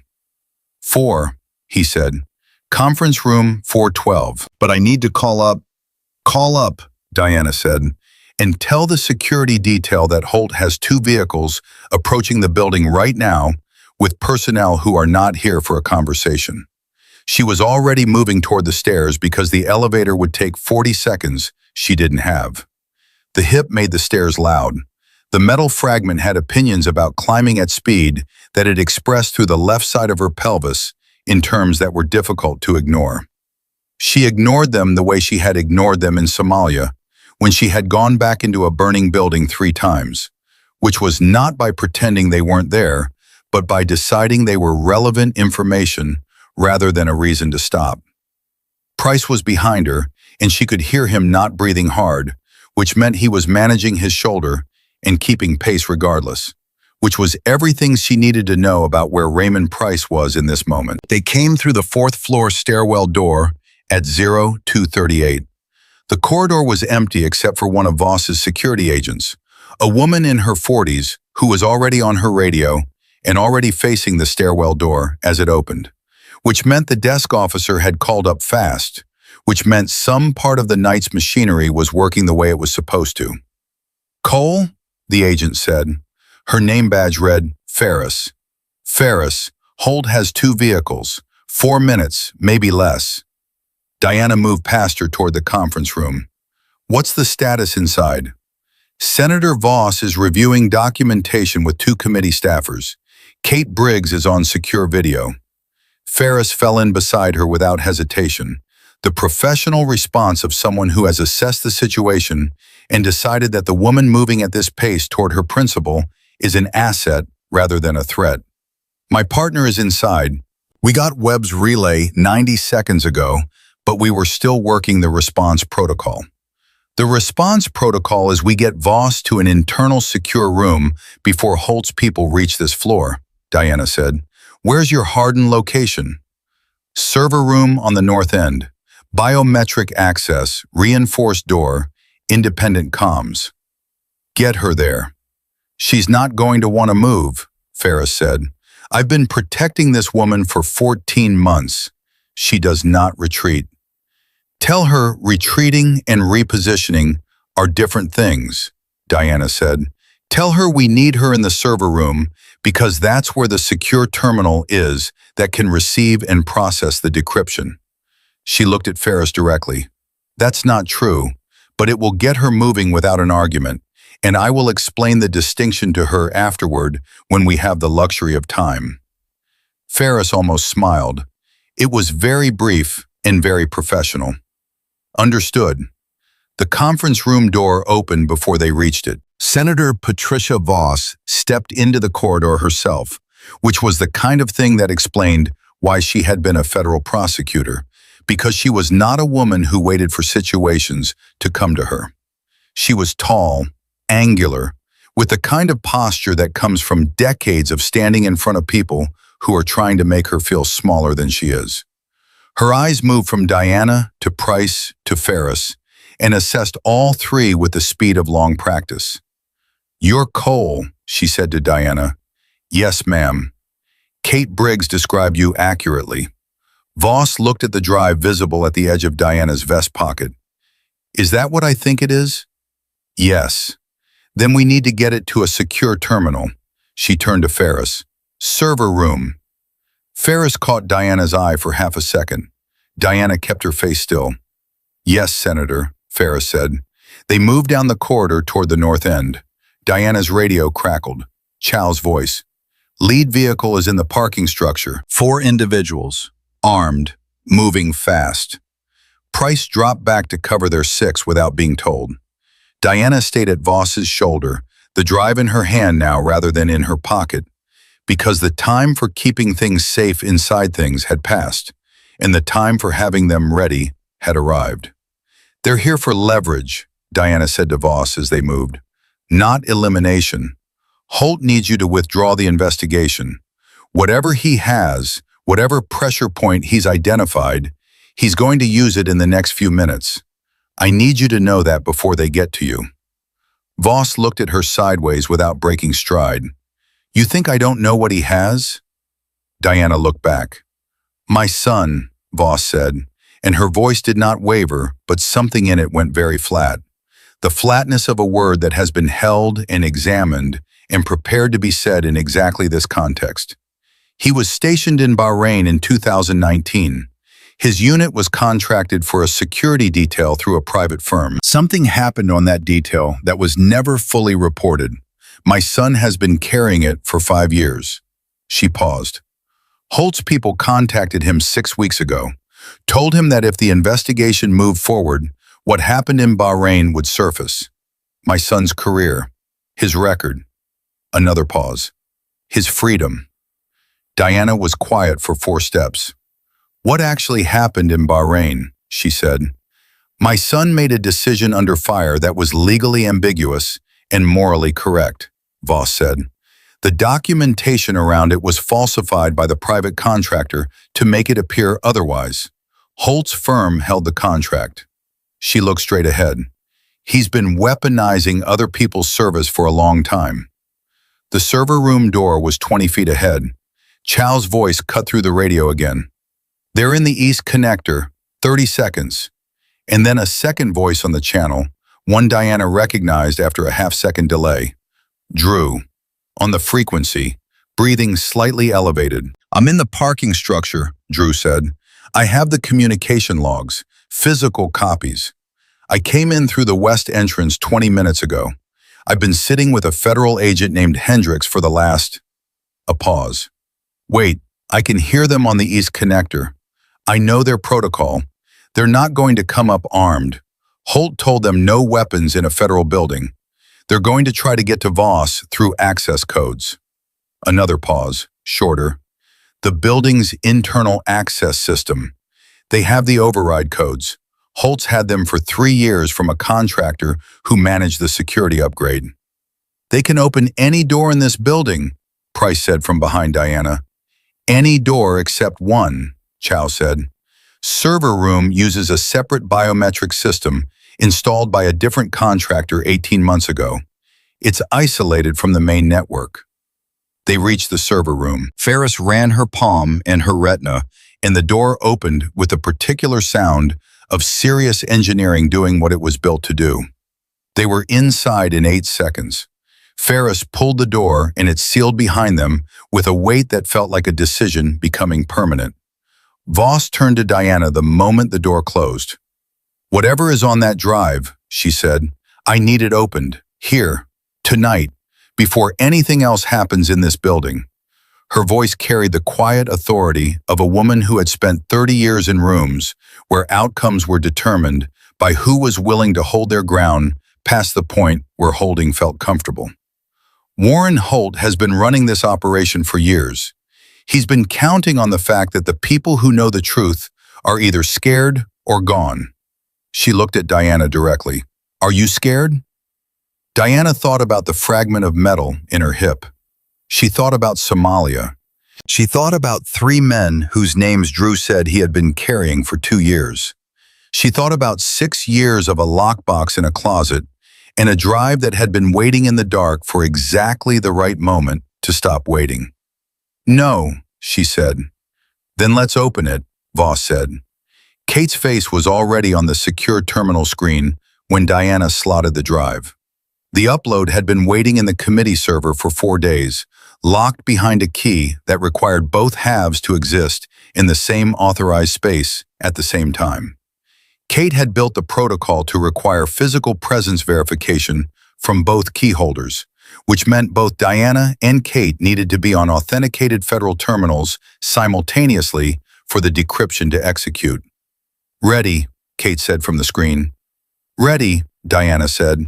She entered the key sequence. Kate entered hers simultaneously from Phoenix. The terminal processing bar appeared and moved with the terrible slowness of systems that were built for security rather than speed. And the room was completely silent except for Price's controlled breathing near the door, and the distant sound of the building's ventilation, and the specific quality of waiting that happens when a very long time has been compressed into a very short one. Outside the server room, in the corridor they had left behind, there were sounds. Voices. The particular quality of movement that trained people make when they are moving with purpose through a space they have the codes to access, but not the authority to occupy. Chow's voice on the radio. "They're on the 4th floor, 2 of them, moving north." The processing bar reached 60%. Price put his hand flat on the inside of the door, not pushing, just present, feeling the architecture of the barrier between them and the corridor. 70%. "Diana," Price said quietly. "I hear them," she said. She did not move from the terminal. 80%. A sound at the door, not knocking, the specific electronic stutter of an access code being entered. Once. The door didn't open. The biometric system remained unimpressed by override codes that did not belong to it. A second attempt. A third. 90%. Voss stood at Diana's shoulder, not speaking, not moving, a woman who had driven herself to Tucson at midnight and walked into a federal building with 2 agents and 4 years of questions because she had decided that the distance between what was documented and what was true was a gap she was personally responsible for closing. 95%. A voice in the corridor muffled through the door, not shouting, controlled. The voice of someone delivering a message that has been prepared in advance, spoken at a volume calculated to pass through a reinforced door. "Senator Voss," male voice, professional. The kind of professional that gets paid very well to sound like it cannot be argued with. "This is James Torrin, representing Holt Strategic Partners. We're here as a courtesy to inform you that documentation has come to our attention that materially affects the integrity of the committee investigation you have initiated. We strongly recommend you suspend the review process pending an independent legal assessment." A pause. "Senator, we have information regarding your son's service record that we believe you'll want to review before this process goes further." The processing bar hit 100%. The terminal chimed once, soft and clean, and every file Kate Briggs had uploaded 4 days ago opened simultaneously onto the screen in front of Diana and Senator Voss and the 2 committee staffers who had been sitting in this building since midnight waiting for exactly this moment. Voss looked at the files. She looked at them the way a prosecutor looks at evidence. Not with satisfaction, not with excitement, with the focused, evaluative attention of someone cataloging what can be proven and in what order. She looked for 12 seconds, Then she turned toward the door, and she raised her voice just enough to be heard through it. "Mr. Torrin," she said, "my son served honorably under conditions that were deliberately compromised by a contractor working under Warren Holt's direction. I've known about the Bahrain documentation for 6 weeks. I've had my own legal team reviewing it for 5. Her voice was steady as foundation concrete. "Whatever your employer told you he had on my family, I want you to call him right now and tell him that he miscalculated. Again." She paused. "And then I want you to remain exactly where you are, because there are federal agents on their way up here who are going to have a significant number of questions about why you're standing outside a Senate committee member's location at 2:45 in the morning with a threatening message and override codes for a federal building." Silence from the corridor. Diana looked at the first document on the screen. Warren Holt's private communication log from October 14th, 2018, the night of the Somalia operation. Time-stamped at 21:17, the night her team was in the field, the night 3 men died. She read the first line, then she read the second. The fragment in her hip ached with the cold of the server room, and she felt it, acknowledged it, and kept reading. Because some things you carry not because you can't put them down, but because you have been carrying them toward a specific moment. And this was it, and she was not going to look away from it now. Outside, the corridor went quiet in a different way than before. Not the quiet of people waiting, the quiet of people who have just heard the sound of something they built a long time ago beginning to come apart. Price's hand was still flat on the door, steady and patient, keeping the faith the way he had always kept it, in the specific and irreplaceable language of being present when it counted. "We've got it all," Kate said from the screen, and her voice had the quality of someone who has been holding their breath for 6 years. Diana looked at Voss. Voss looked at the files. "All of it," Voss said quietly. "Every piece of it. Right here." She straightened, and her voice found its full register. The voice she used in committee rooms and courtrooms. The voice built for rooms where truth needed to be stated with enough force to become permanent. "I'm calling the committee chair in 45 minutes when it's a reasonable hour in Washington." She looked at Diana. "We're not waiting 9 days. We're not waiting 9 hours." She looked at the door, beyond it, at Warren Holt's entire constructed world of false reports and buried evidence and leveraged silence. "We're done waiting." Diana said nothing. She looked at the drive in her hand, the small, unremarkable rectangle that had sat in a lockbox in the back of a closet for 6 years, while the world it could change kept turning without it. She set it on the table next to the terminal. She was done carrying it. Torrin and his associate were in federal custody before the elevator reached the ground floor. 2 FBI tactical agents who had arrived during the standoff outside the server room handled it with the efficiency of people who had been waiting for exactly this kind of authorization. And the sound of handcuffs in a federal corridor at 3 in the morning carries a specific quality that Diana had heard before in other contexts and found no less satisfying in this one. Webb arrived on the 4th floor 12 minutes after the server room door unsealed. He looked at Diana the way he had looked at her at the end of operations before, the controlled assessment of someone checking damage before he allows himself to feel relief. He found her standing at the corridor window with the empty evidence bag in her hand, the drive already in the custody chain, the files already copied to 3 separate secure servers by the committee staff who had been working with the focused urgency of people who understood what they were holding. "Holt," Diana said before Webb could speak.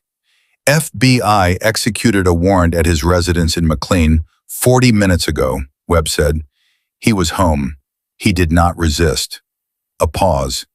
"He asked for his lawyer 3 times before they finished reading the charges. His lawyer is going to need a lawyer." Price made a sound from behind Diana that was not quite a laugh and not quite a sigh, and was entirely Raymond Price processing 6 years of weight, leaving his body in a single exhale.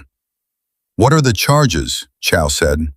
Webb counted them on his fingers, not for effect, just because there were enough of them to warrant organization. 3 counts of negligent homicide under federal military statute, fraudulent falsification of official Department of Defense records, conspiracy to obstruct a Senate investigation, unauthorized use of federal access credentials, which covers tonight, and a separate financial crimes referral from the DOD Inspector General that has been building for 14 months and apparently was only waiting for the right moment to attach itself to something that would guarantee it move forward. He lowered his hand. The contract vote has been suspended, pending review. His board of directors issued a statement 40 minutes ago. They've already started the process of removing his name from the company. Diana looked at the evidence bag in her hand. She folded it once, twice, the way you fold something you are done with and putting away. Davis, she said. Reese. Torino. Webb understood what she was asking without her asking it directly. The DOD is opening a formal review of the Somalia after-action reports. The families will be contacted within 72 hours. The official record will be corrected. He paused. Their service will be accurately documented.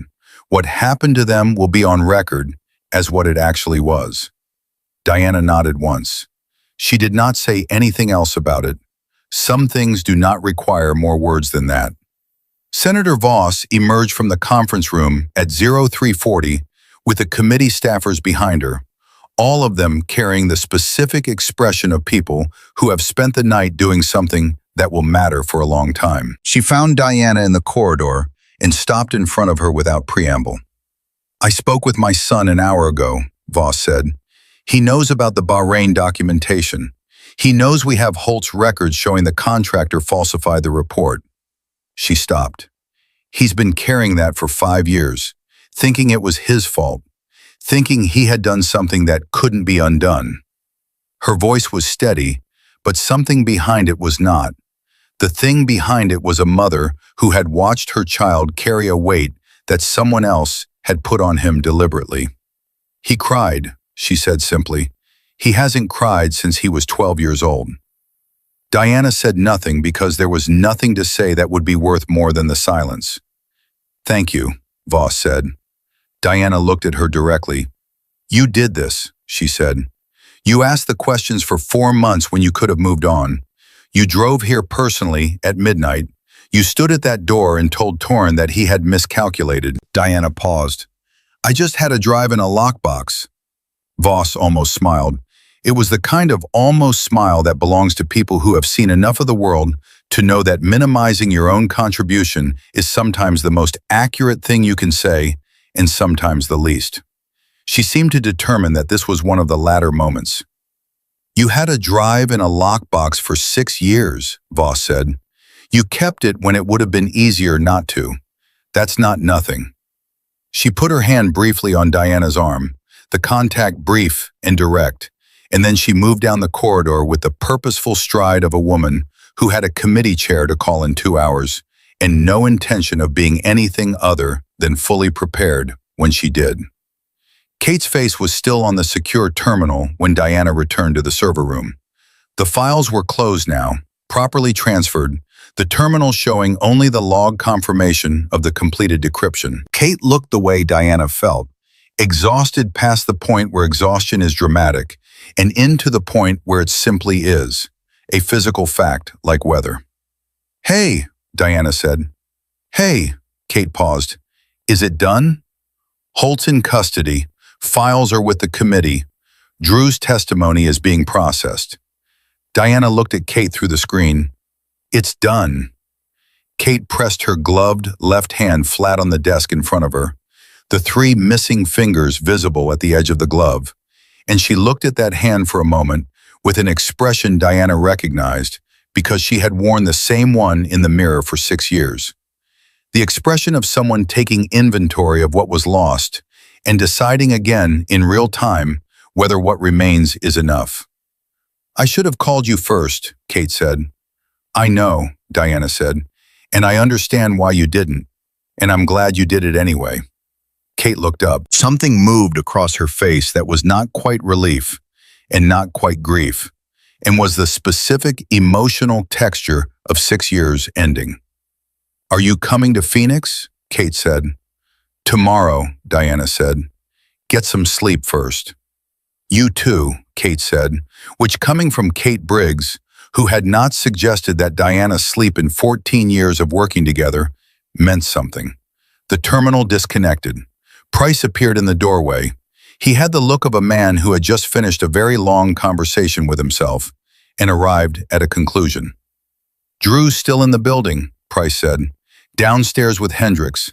He gave them everything.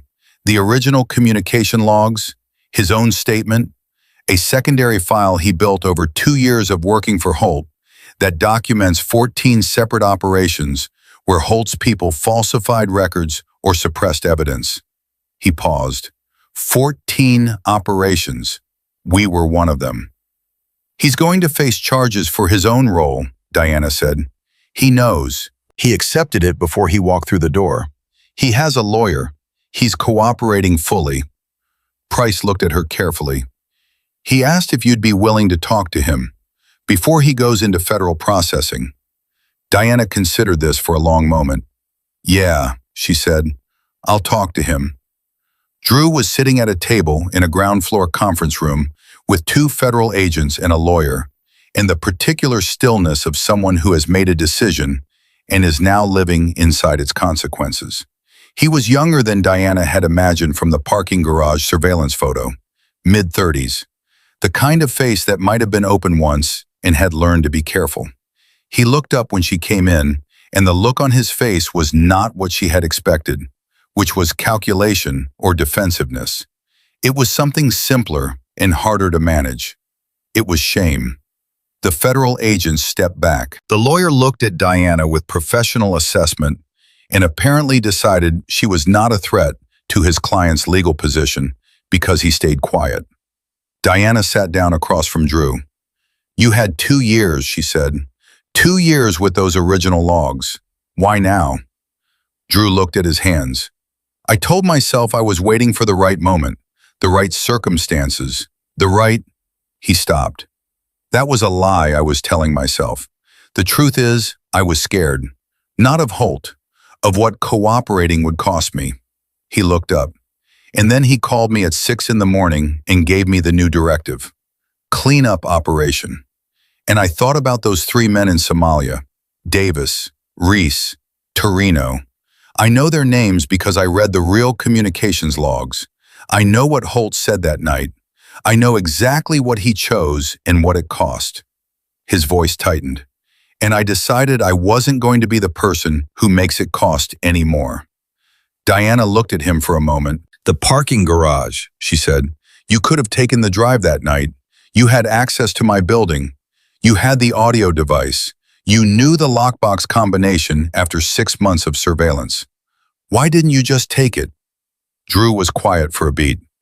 "Because then I'd just be doing Holt's job for him," he said. "And I was already tired of doing Holt's job for him." Diana nodded slowly. She pushed her chair back and stood. "The 3 families in Somalia," she said. "When the DOD review is complete and the records are corrected, those families are going to know the truth. Your testimony is part of why that happens." She looked at him directly. "That doesn't cancel out anything, but it counts."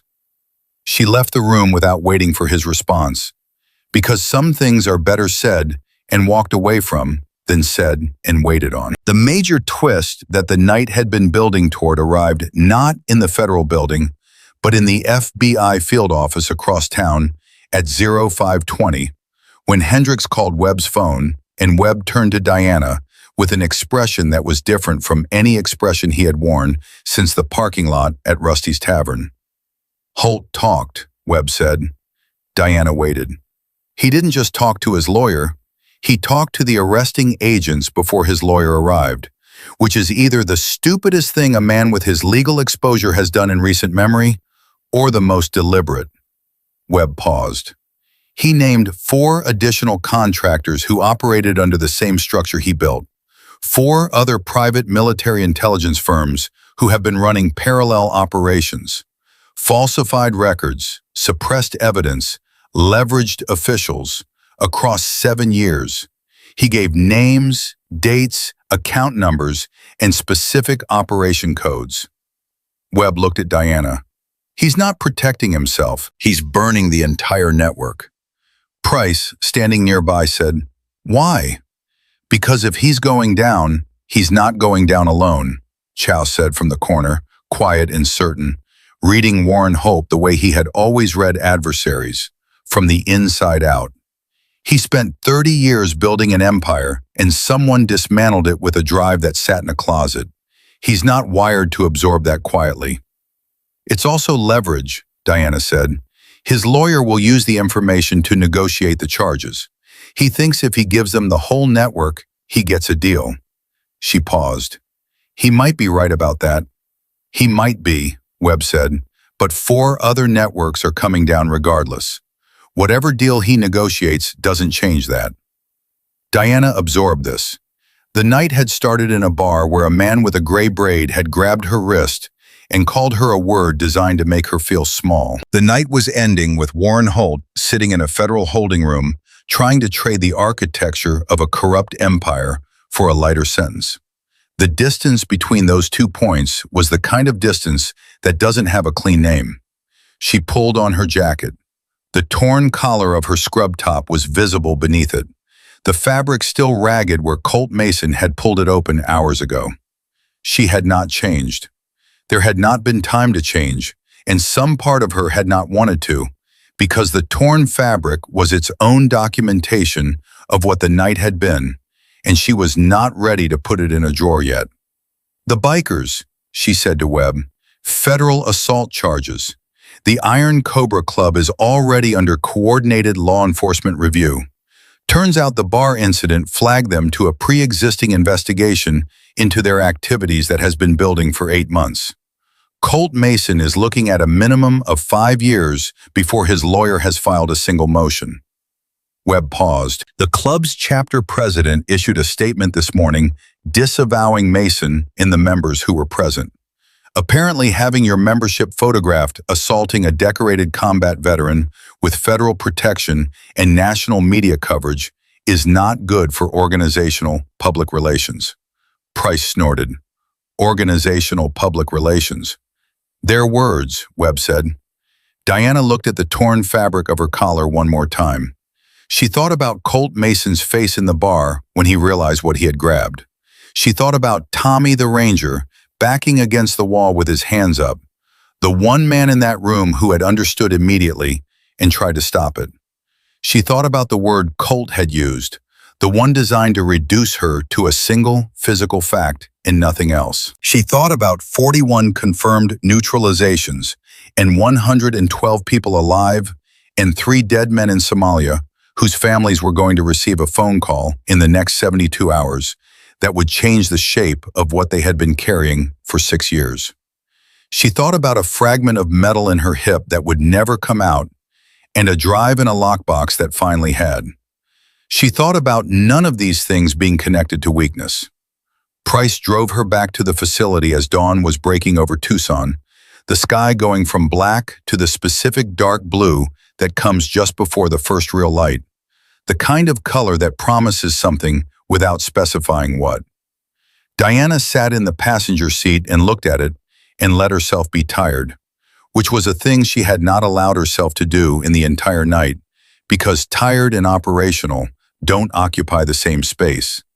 But operational was over now, and tired was available, and she was going to use it. "Elena asked about you last week," Price said. Diana looked at him. "She's 6 now. She knows you're a real person and not just a story I tell." He kept his eyes on the road. "I've been telling her about you since she could understand sentences. About what you did. About what it means to be the person who goes back." He paused. "She wants to be a doctor." Diana felt something move in her chest that was not tactical and not strategic and was entirely human. "She's 6, Diana said. "She's very committed for 6, Price said. "She also wants to be an astronaut and a horse. But the doctor one seems to have staying power." He glanced at Diana. "She knows your call sign, Shepherd. She thinks it means someone who makes sure everyone gets home. Diana was quiet for a long moment. That's a better definition than the one in my file, she said. The facility came into view. Webb's helicopter was still on the pad. Chow was standing outside with 2 cups of coffee, having apparently identified this as the one contribution to the morning that was both practically useful and within his current operational capacity.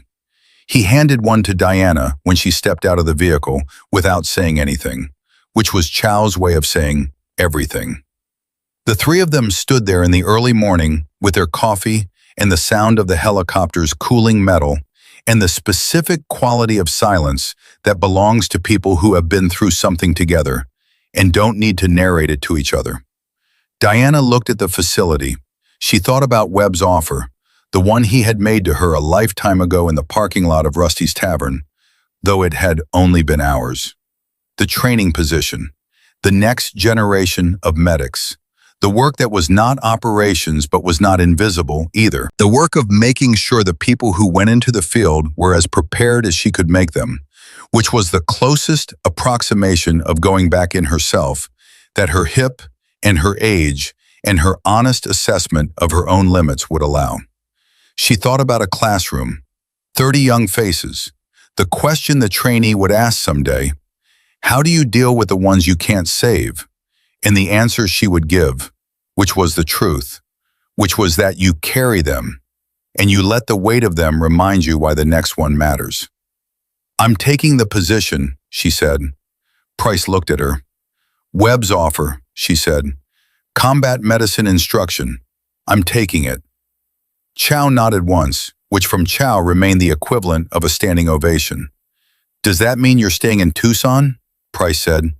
It means I'm staying, Diana said.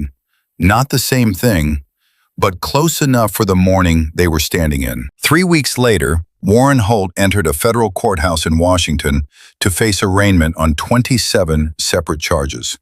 He walked in with 2 lawyers and the remains of a posture that had once commanded rooms and was now doing what it could to command a corridor. The network he had named gave federal prosecutors 4 additional cases that would take years to fully litigate. The contract with the Department of Defense was voided. His company's board had already renamed and restructured by the time the arraignment date arrived. Senator Patricia Voss presented the Somalia documentation to the full Armed Services Committee 8 days after the server room. The session was closed. The outcome was not. The committee issued a formal finding that the official after-action reports from the October 2018 Somalia operation were fraudulent, that 3 service members had died as a direct result of deliberate command negligence, and that their records would be corrected to accurately reflect their service and its circumstances. The families received their calls. Marcus Drew cooperated fully and completely. His testimony ran to 47 hours across 6 separate sessions. He received a reduced sentence of 30 months, served in a federal facility with credit for cooperation. He had asked, through his attorney, whether Diana Cole would be willing to receive a letter from him when he was out. Diana had told the attorney yes. Colt Mason was sentenced to 4 years and 8 months. The Iron Cobra chapter he had led dissolved before his sentencing date. The members who had been in the bar that night received varying charges, varying sentences, uniform consequences. Tommy the Ranger, who had tried to stop it and had ultimately cooperated fully with federal investigators, received no charges. He sent Diana a letter through Webb's office, 2 paragraphs, apologizing for not doing more. Diana read it twice and kept it. Kate Briggs returned to her chemistry classroom in Flagstaff in the 3rd week of November. Her students had been told she was on medical leave. They had made her a card. It covered an entire wall. She sent Diana a photo of it with a text message that said only, "Still here." Diana sent back, "Me too." Diana's first official class as a combat medicine instructor convened on a Monday morning in early December. 32 trainees, mixed backgrounds, various ages, all of them at the beginning of something they could not fully see yet. She stood at the front of the room in BDU pants, in a gray instructor's shirt, her left leg carrying the metal fragment the way it always carried it, the surgical scalpel tattoo on her collarbone covered by fabric, the number 41 invisible and present, the way things are present when they have become part of the structure rather than the surface. She looked at them looking at her. She thought about the question that would come eventually, from one of them, maybe this group or the next. How do you deal with the ones you can't save? She had her answer ready. She had been building it for 6 years without knowing she was building it, assembling it from everything she had carried and everything she had opened and everything she had finally set down on a table in a federal server room at 3 a.m. while a senator with her son's service record on the line stood at her shoulder and refused to blink. She thought about a man in a bar who had ripped her collar open, thinking it would humiliate her, and instead expose the one thing about her that he was least equipped to understand. She thought about 41 and 112, and 3 men whose names were now correctly on record, and the 112 other people living their lives in the specific quality of fullness that belongs to people who were given more time than they expected by someone who refused to accept the alternative. She thought about the metal in her hip, which ached this morning the way it always ached, which meant it was doing its job, which was to remind her that she was still here, and that still here was not nothing. "My name is Diana Cole," she said to the room. "Some of you may have heard other things. Ignore them." She let that sit for exactly 1 second. In this room, the only thing that matters is what you do when everything has gone wrong and the person in front of you is running out of time. Not what you know, not what you planned, what you actually do. She looked at each of them in turn, the slow, complete assessment of someone who has learned that the difference between surviving and not surviving is most often found not in training manuals, but in the quality of a person's willingness to keep going when going stops making obvious sense. "So let's find out what you're made of." The class began, and Diana Cole, who had been dismissed as just a nurse, just a woman with a limp in a bar, who had been told by everything she had survived that she was owed a quiet life, and had spent 6 years trying to believe it, stood at the front of a room full of people who were going to go into the field and come back alive because she had been there first, and she taught. That was enough. That had always been enough. She had just needed the world to stop being quiet long enough to remember it.